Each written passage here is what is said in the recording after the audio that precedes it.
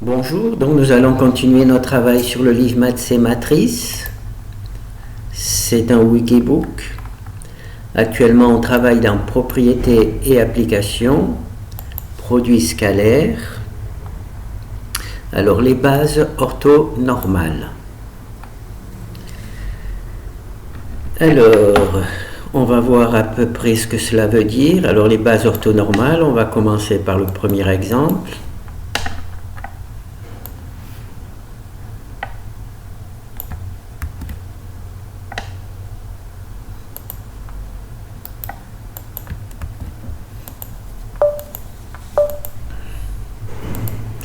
Alors on a un vecteur avec trois vecteurs, U0, U1 et U2. Alors pour vérifier si on a bien affaire à une base orthonormale, on va d'abord calculer la norme de U, 0, de U1 et de U2, et on voit qu'en effet elle est bien normale puisque leur norme est égale à 1. Et ensuite, on va prendre le produit scalaire de U0, U1, U0, U2, et on obtiendra bien 0. Et on va faire tous les produits scalaires possibles, et on obtiendra toujours 0 à partir du moment où on prendra deux vecteurs non identiques. Quand les vecteurs seront identiques, ça sera la norme, et on obtiendra 1. Et quand les vecteurs ne sont pas identiques, le produit scalaire, ça sera 0. C'est ce qui caractérise les vecteurs, les bases orthonormales. Alors, pour obtenir une base orthonormale, j'utilise la fonction ici, que l'on connaît déjà. Donc, je vais juste faire une petite erreur. Je supprime l'erreur. Alors c'est tout simplement la fonction ortho qui travaille sur l'algorithme de Gram-Schmidt. Donc regardez les vidéos précédentes. Donc IAS, ça veut dire que les vecteurs seront orthogonales, la matrice sera orthonormale. Voilà, donc c'est cette fonction-là qui permet de créer des matrices orthonormales. Alors, il n'y a rien de particulier, si ce n'est que l'on travaille sur des tableaux. Donc, on commence par déclarer un tableau. Alors, le nombre ici, il y en a 3. Donc, c'est un tableau de 3. On initialise le tableau en lui associant une matrice à chaque membre du tableau. Et ensuite, on copie la matrice colonne par colonne dans le tableau. D'accord? Donc on va avoir copié U0, U1, U2. En langage C, les tableaux commencent par 0. C'est pour ça qu'un tableau qui a trois éléments, on a l'élément 0, 1, 2. Voilà. Sinon, il n'y a rien de particulier. L'avantage de mettre ça dans un tableau, pour afficher les trois vecteurs U, on fait une boucle et on affiche U0, U1, U2. Voilà, U0, U1, U2. Et ça permet aussi de calculer les produits scalaires. Les produits scalaires, c'est ici. Voilà. Donc là, c'est une boucle qui va de 0 au dernier élément. Et là, elle commence du 0 aussi au dernier élément. Donc là, on choisit deux formes de U, UC et UC2, UC, UC2. Et quand C est différent de C2, on calcule le produit scalaire UC, UC2. Et quand les deux valeurs sont identiques, on ne les calcule pas parce que ça veut dire qu'on calcule UU. Enfin, en fait, on calcule la norme. Voilà. Il faudra peut-être que je remonte. Donc là, on a trois vecteurs, U0, U3. Alors, ici, on calcule la norme de U0, U1, U2, et on voit qu'elle est toujours égale à 1. C'est ici qu'on calcule la norme, U0, U1, U2. Et là, c'est la boucle for. Elle calcule ces valeurs-là. Alors, on voit qu'on a 0, 1, 0, 2, mais on n'a pas 0, 0. C'est grâce à cette commande qui vérifie que les deux index ne sont pas identiques. Hein, puisque les deux index, quand ils sont identiques, eh bien, on a déjà vérifié que ça donnait la norme égale à 1. Voilà. Donc là, c'est bon.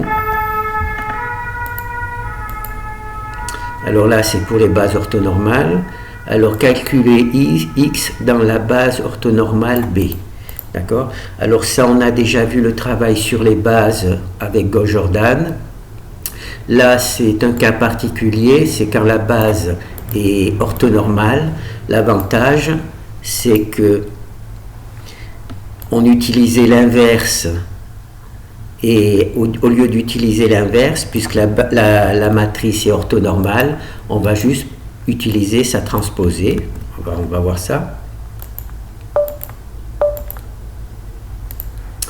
Alors ici, on a B qui est une matrice de changement de base, qui a la caractéristique d'être orthonormale. Alors on se rappelle qu'il y a une formule qui utilise l'inverse pour passer d'une base à une autre. Hein. Alors, je vais le voir après. Alors le gros avantage, c'est que là, il faut calculer l'inverse de B, mais si la matrice est orthonormale, l'inverse de B, c'est simplement sa transposée, c'est-à-dire cette première colonne ici, ça devient cette première ligne. Cette deuxième colonne ici devient la deuxième ligne. D'accord? Donc c'est intéressant, au lieu de calculer l'inverse qui peut être très complexe, on a juste à calculer la transposée. Alors ici, on a x en base standard, on le veut en base B. Eh bien, il suffit de multiplier la valeur de x en base standard par l'inverse de B, qui est la matrice de passage, pour avoir x en base B. Alors là, on a x en base standard. Là, on a B, hein, la matrice de passage. Et on peut calculer x en base B simplement en faisant le produit scalaire de B0 par x, donc cette valeur-là, on la multiplie par B0, la première colonne, on multiplie x par la deuxième colonne, B1, et ça nous donne cette valeur-là, et on multiplie B2 par x, ça nous donne cette valeur-là, donc on peut utiliser le produit scalaire. On peut soit utiliser l'inverse, hein, et l'inverse, on se rappelle que c'est tout simplement la transposée de B, soit utiliser le produit scalaire. D'accord? Voilà, soit utiliser le produit scalaire. Et là, on peut vérifier que si on multiplie par l'inverse x, on obtient bien x en base B, mais on peut aussi utiliser le produit scalaire, hein, puisque la base est la matrice de changement de base B est orthonormale. Voilà.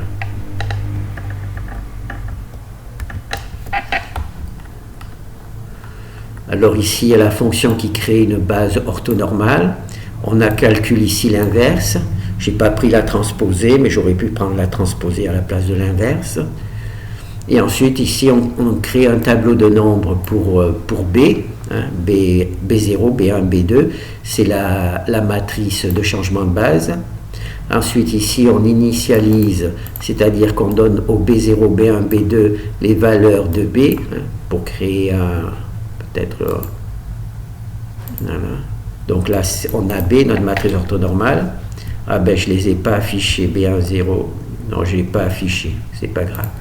Je n'ai pas affiché les valeurs indépendantes de B. Alors ici, on a B. Ici, il y a l'inverse de B.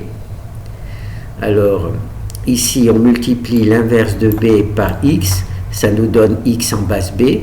D'accord? Quand on a une matrice de changement de base, la méthode, si B est inversible, on prend l'inverse de B, on multiplie par X en base standard, ça nous donne X en base B. Ça, on l'a vu avec dans le chapitre de Gauss-Jordan pour le changement de base. Le gros avantage avec une matrice qui est une matrice de changement de base qui est orthonormale, on aurait pu prendre sa transposée au lieu de prendre B, puisque c'est la même matrice. Et là, on calcule simplement le produit scalaire de B par X. Voilà. Et on obtient les mêmes résultats. Voilà. Donc là, il faut que je vérifie. Donc là, je ne sais pas où on en est, donc je vais sortir de cette partie. Je vais relancer. Alors, on a une matrice de changement de base orthonormale. On en calcule l'inverse. On aurait pu prendre la transposée, puisqu'on voit bien que cette valeur-là, c'est tout simplement cette première colonne. Cette valeur-là, c'est tout simplement la deuxième colonne, et c'est son inverse. Alors, ici, on a X en base standard. Nous, ce qui nous intéresse, c'est X en base B. D'accord? Alors, l'algorithme, c'est celui-là. Il suffit de multiplier X par l'inverse de B par la gauche et on obtient X en base B. D'accord? On aurait pu multiplier ici par la transposée de B et on aurait eu le même résultat.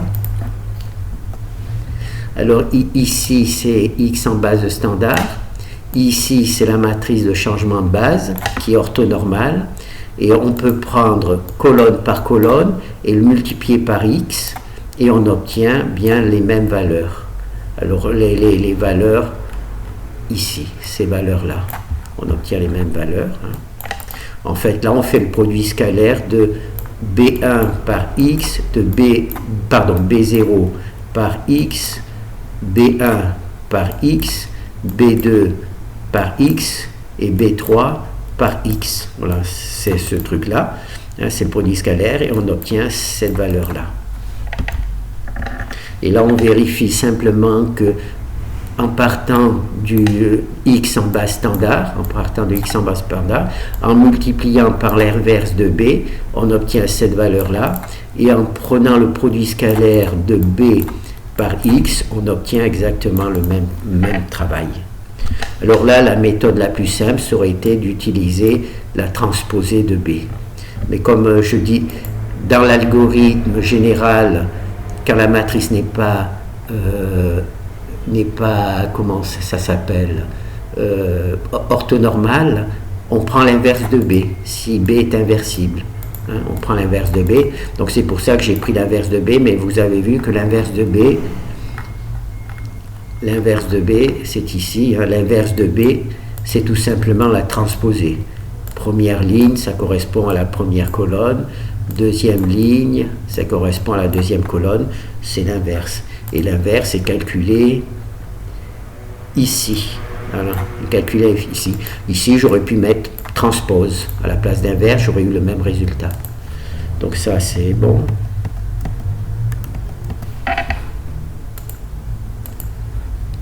Alors là, orthonormale. Alors calculer la projection, bon là aussi c'est une particularité quand la matrice est orthonormale. La matrice orthonormale, elle simplifie simplement les calculs.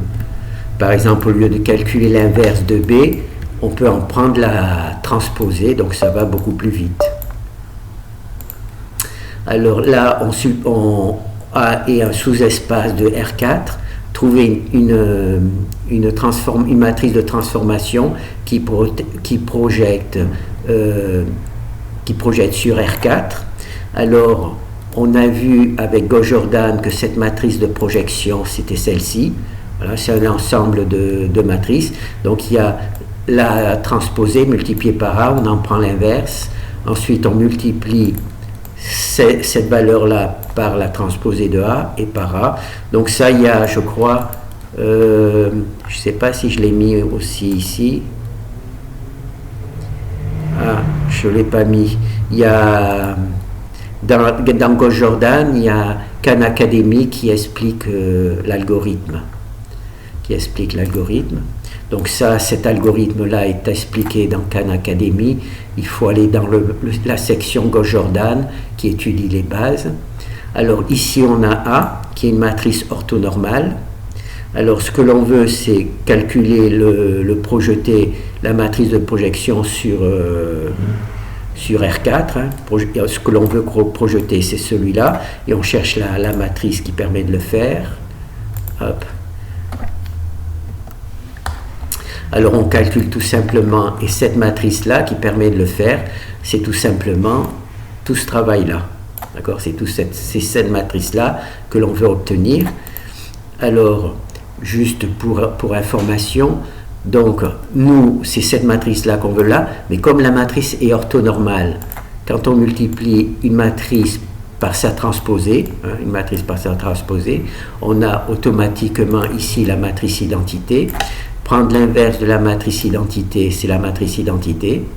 Et là, on remultiplie A par AT, et donc on obtient X. Voilà. Alors, je ne sais pas si je n'ai pas dit des bêtises là. Bon, alors ici on a AT, ici on a AT. Ah ben oui, c'est bon. Oula. Quand on a multiplié A par AT, c'est la matrice identité. Si ce n'était pas une matrice orthonormale, là on multiplierait AT par A, on aurait n'importe quoi. Mais comme cette matrice-là, A et AT, sont orthonormales, on a donc ici la matrice identité. Hein, AAT, donc là il y a AT, donc là AAT c'est la matrice identité. L'inverse de la matrice identité, c'est la matrice identité. Hein, l'inverse, si on inverse cette matrice, on a bien la matrice identité. D'accord? Et donc en fait, le résultat, c'est juste de multiplier A par AT, puisque toute cette partie-là, c'est la matrice identité. Alors, V, la transformation, nanana. Voilà, donc là on a notre matrice qui projette, c'est cette matrice-là. Hein. Ici, c'est notre matrice V, elle est V, c'est ici.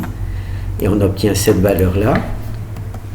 Et maintenant, précédemment, on a fait tout ce calcul et on a obtenu cette valeur-là. Et ici, on a juste multiplié A par AT et on a cette valeur-là. Et cette valeur-là nous donne le même résultat. Alors, on peut, quand on a une matrice orthonormale, on peut, pour calculer le projeté du vecteur X, le vecteur X que l'on veut projeter, il est celui-là. Je veux projeter ce vecteur X sur R4. Alors, j'ai deux possibilités. Soit je fais tout ce calcul-là, hein, à transposer un petit peu à A, j'en prends l'inverse, et à T. Et ensuite, je multiplie ici par les coordonnées du vecteur que je veux projeter, et j'obtiens ça. Soit, si la matrice est orthonormale, au lieu de faire tout ce travail, je supprime cette valeur-là, puisqu'on a vu que AAT est la matrice identité. AAT, c'est la matrice identité. L'inverse d'une matrice identité, c'est la matrice identité. Donc, cette partie-là, ça devient 1. Donc, il ne nous reste plus à multiplier cette valeur-là par cette valeur-là. C'est donc ici. Et donc, j'obtiens le même résultat. D'accord? On fait un autre exemple. Donc là, on a une matrice orthonormale. D'accord? C'est ici le X que je veux projeter sur R4. Alors ici, je calcule AT, la transposée de A. Je calcule ATA. Hein. Là, j'en prends l'inverse. Et là, on voit que c'est matrice identité. Donc, cette valeur-là, c'est matrice identité. Donc, on obtient la même valeur qu'ici, hein, puisqu'on l'a multiplié par la matrice identité. Et ensuite, là, on multiplie par AT par A. Donc, on multiplie, on rajoute le A ici, on fait la multiplication et on obtient cette valeur-là qui est la matrice qui va permettre de projeter notre vecteur X. Voilà. Donc, c'est ici, on a la matrice de transformation qui projette X sur R4. Donc, c'est la matrice. Et quand on fait ça, on obtient cette valeur-là. D'accord? Ici, c'est la matrice V. Là, sur une seule lettre, ça représente toutes ces opérations qu'on projette, qui permet de projeter X, qui nous donne cette valeur-là. D'accord? Mais comme la matrice A est, comment on dit, elle est orthonormale, ici, ce calcul-là, c'est la matrice identité, ce calcul-là, c'est la matrice identité, donc en fait, on ne fait que ce calcul-là, c'est-à-dire celui-là et celui-là, et on obtient les mêmes valeurs. Là, on a fait tous les calculs, et on a obtenu cette valeur-là, et là, on a fait que ce calcul, c'est-à-dire qu'on a supprimé cette partie-là, et on obtient exactement les mêmes valeurs. Donc c'est là où l'avantage d'une matrice orthonormale, parce que si vous aviez à faire ça à la main sur une matrice 4-4, et puis si vous avez à faire ça, vous vous rendez compte qu'il y a une petite différence. Alors là, pour la projection, alors là, on va vérifier que les matrices orthonormales conservent les matrices orthonormales conservent les longueurs. Qu'est-ce que ça veut dire? C'est-à-dire qu'on va pouvoir multiplier un vecteur par une matrice orthonormale, et bien la norme ne va pas être modifiée. Sa norme ne va pas être modifiée. Alors, où j'en suis? Alors ici, on a une matrice orthonormale. Ici, on a un vecteur U. On va multiplier U par une matrice orthonormale. Ça va nous donner cette norme-là. Et on va calculer la norme de U directement. Et on va avoir les mêmes valeurs. Voilà, on a les mêmes valeurs. Alors ici, on a notre matrice U, enfin le vecteur U. Ici, on a notre matrice orthonormale. Alors, ici, on multiplie Q par U. On a donc Q. Voilà. Oh là là, ça c'est dangereux. Voilà, on a Q. Et on en calcule la norme. D'accord? Et ici, on calcule directement la norme de U. Et on a les mêmes valeurs. Voilà, on a les mêmes valeurs. Donc, le fait de multiplier par un vecteur par une matrice orthonormale, ça ne change pas sa norme. Donc si on vous demande de multiplier, de calculer de calculer la norme d'un vecteur U multiplié par une matrice orthonormale, ben vous calculez directement la norme de U. Vous n'avez pas besoin de faire cette multiplication qui pourrait être très complexe, prendre beaucoup de temps. Vous avez juste à calculer le vecteur, la norme de U. Alors elle garde aussi les angles. Alors les matrices, de la même manière, qu'elle conserve les longueurs, elle conserve aussi les angles. Donc on va voir ça.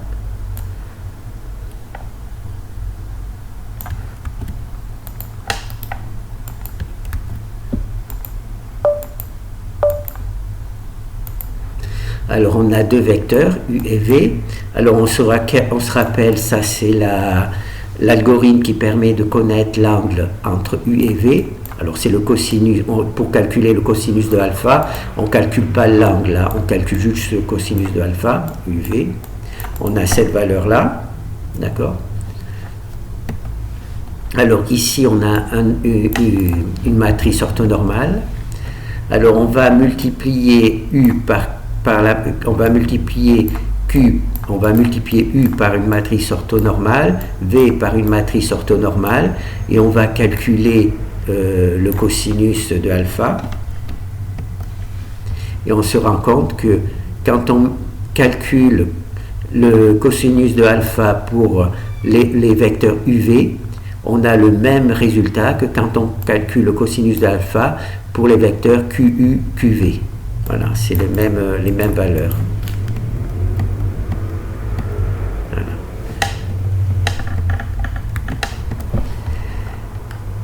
Alors, c'est ici qu'on a notre matrice orthonormale. Alors, ici, on calcule QU. Alors, il y a Q, la matrice orthonormale, et U, un vecteur. Là, c'est QU.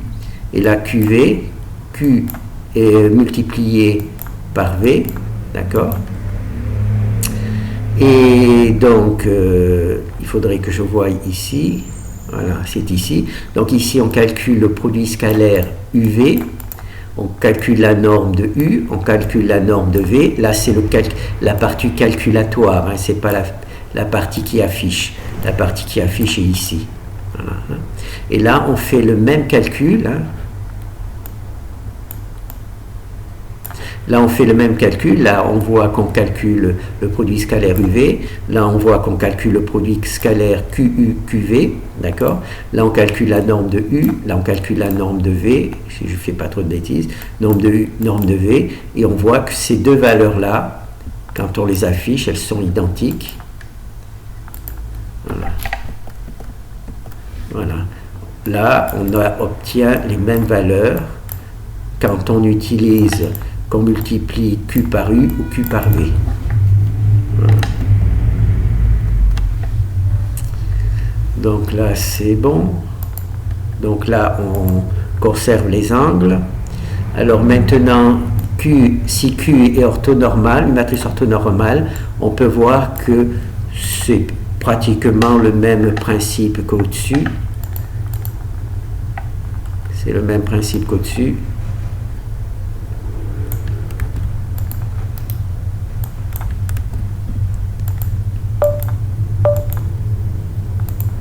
Voilà, donc là, on a une matrice orthonormale, on a deux vecteurs.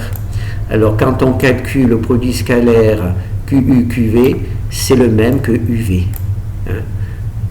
Si on vous demande le produit scalaire de QU, QV, eh bien, vous pouvez directement calculer le produit scalaire de UV sans avoir besoin de calculer la multiplication de Q par U et de Q par V.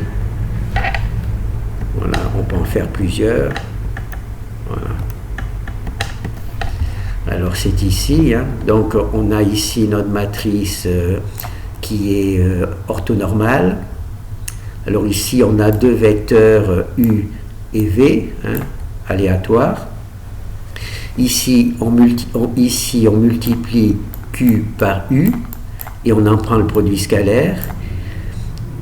Et on multiplie Q par V, pardon, ici on multiplie Q par U, ici on multiplie Q par V, et une fois qu'on a obtenu cette valeur-là, on en prend le produit scalaire, d'accord? Et ici, on prend le produit scalaire directement U et V, et on obtient exactement les mêmes valeurs. Voilà, on obtient exactement les mêmes valeurs.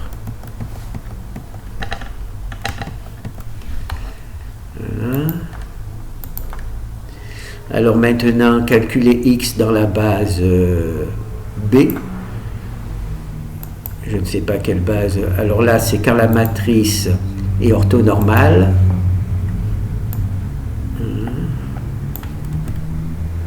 Alors, calculer x dans la base orthonormale V. D'accord. Alors là, c'est plus compliqué. J'aurais peut-être pas dû le faire.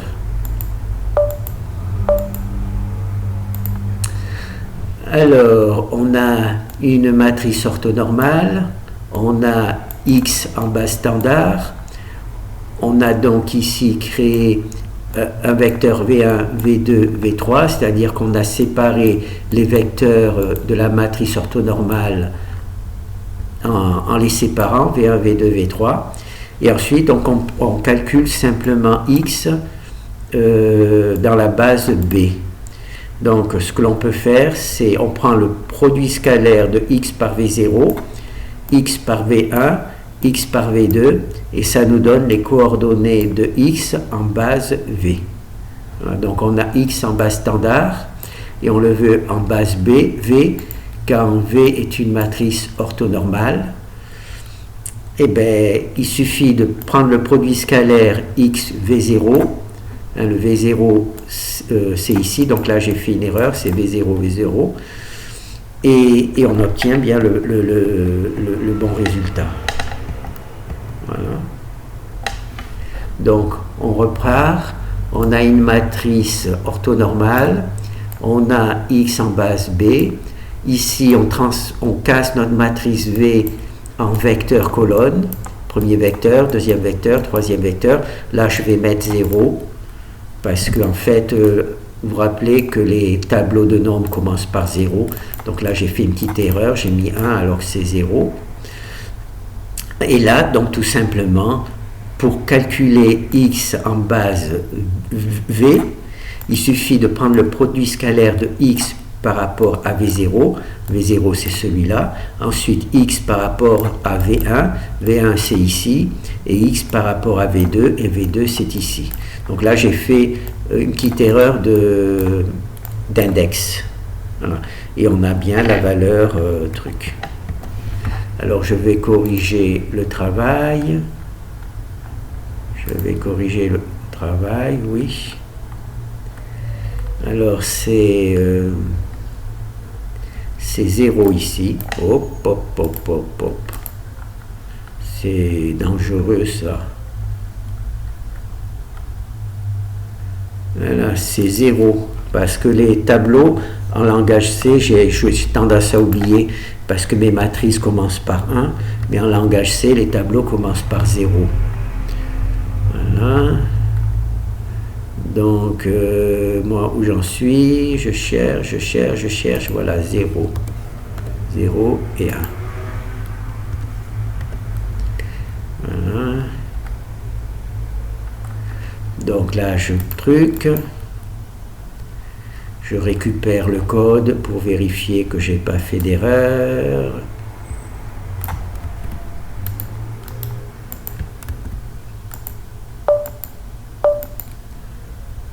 Alors on a une matrice orthonormale, on a x en base standard. Alors on découpe la matrice orthonormale en vecteurs colonnes, V0, V1, V2, hein, puisque on se rappelle, un tableau commence par 0. Et ensuite, eh bien, pour calculer x en base V, ben, il suffit de calculer le produit scalaire de x, c'est-à-dire la x en base standard multiplie un produit scalaire V0, première colonne, et on applique ça à V0, ça nous donne la première coordonnée de x en base V. Pour avoir la deuxième coordonnée, on prend x en base standard, on en prend le produit scalaire avec V1, V1 c'est cette colonne-là, hein, et on l'applique à V1, et on a donc ici x en base standard, en base V, c'est ici, voilà. Et désormais, ici, on a les coordonnées de x en base V. Voilà. Les coordonnées de x en base V.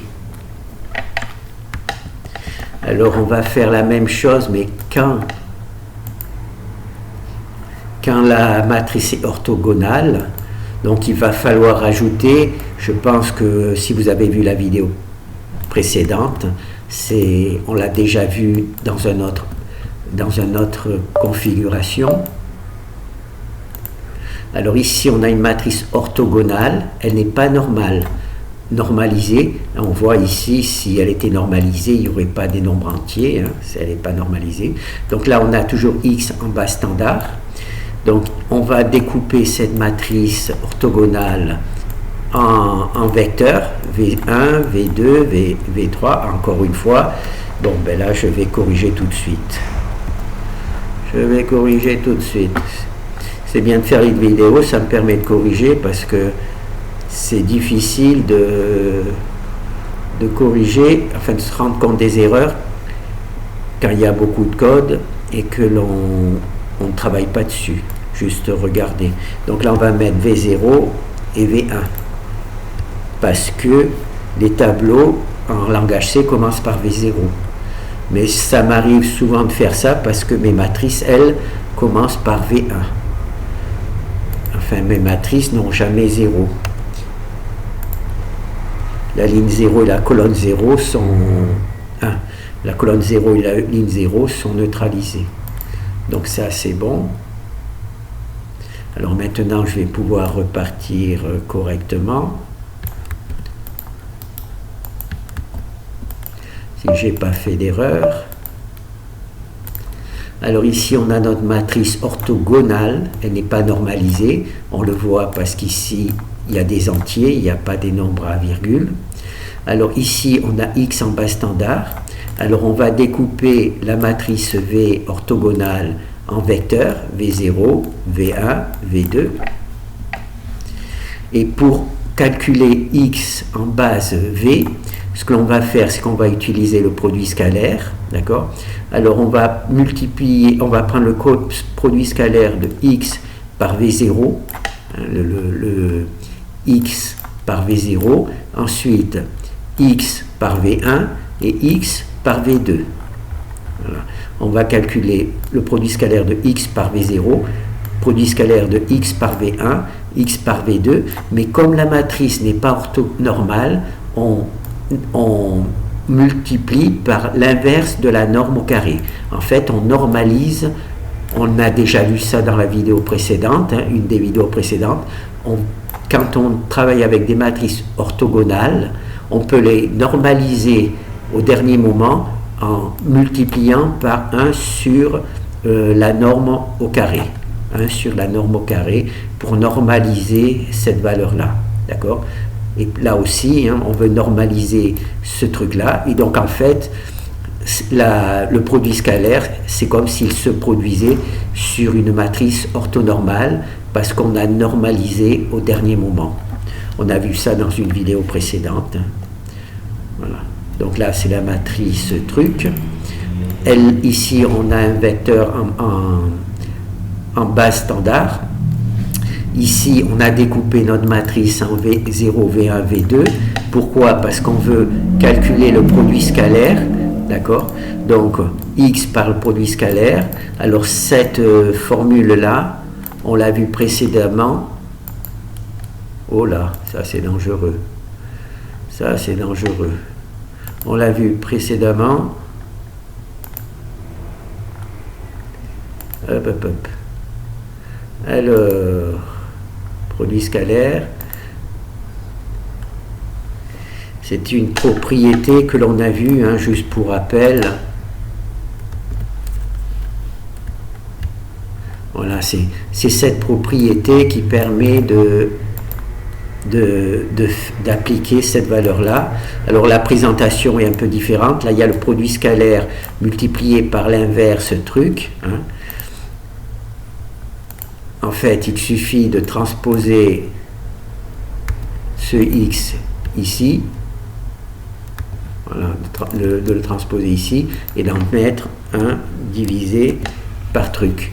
Pourquoi? Parce que ça, c'est un nombre, le produit scalaire, c'est un nombre, et cette valeur, c'est un nombre.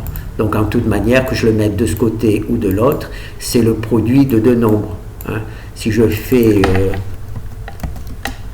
A multiplié par B, c'est égal à B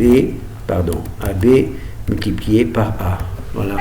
Donc là, j'ai simplement changé la position, et là, j'ai multiplié K par V, et là, c'est tout simplement CV dont on le multiplie par l'inverse de U au carré, de la norme au carré.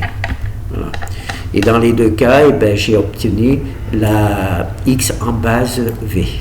Voilà, x en base V.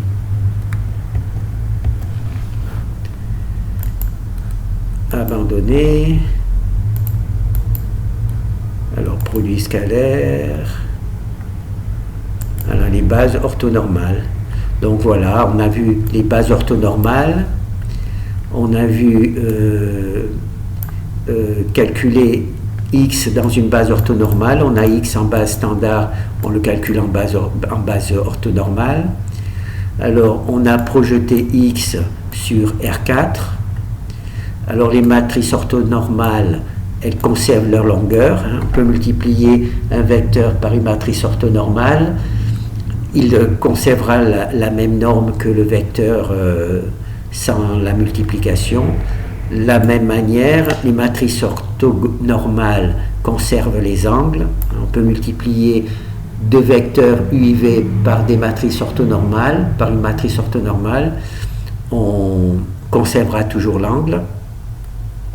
Si Q est une matrice orthonormale, alors là on a QU, le produit scalaire QUV, donc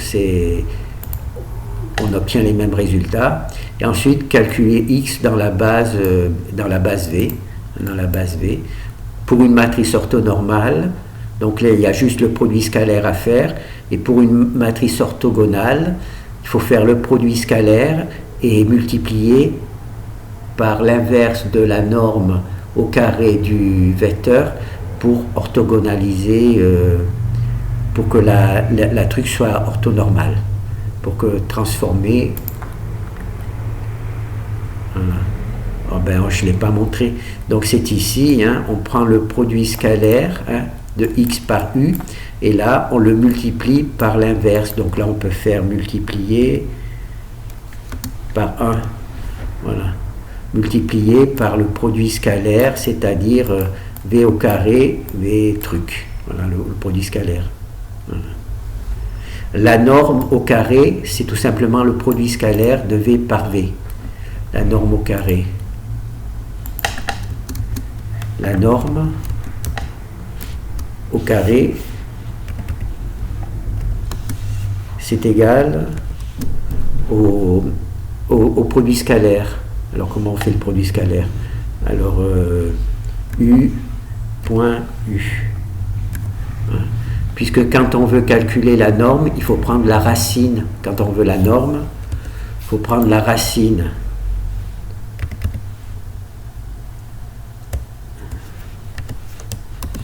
Voilà. Quand on veut calculer la norme, il faut prendre la racine. Alors, pour avoir la norme au carré, ben, il suffit de calculer le produit scalaire u. Donc ça gagne du temps, on n'a pas besoin de trucs. Voilà. C'est pour ça qu'ici j'ai calculé pour la norme au carré, hein, j'ai remplacé le calcul de la norme au carré par le produit scalaire. Le produit scalaire. Voilà, bon ben là on a vu ne pas enregistrer, je ne sais pas si je fais bien. Voilà, donc là on a vu en base B. On a vu le truc en base B. Voilà. En base orthonormale. Alors il y a le même travail avec Gauss-Jordan, mais cette fois-ci dans une base standard. Donc vous pouvez regarder pour comparaître par rapport à une base orthonormale. Merci.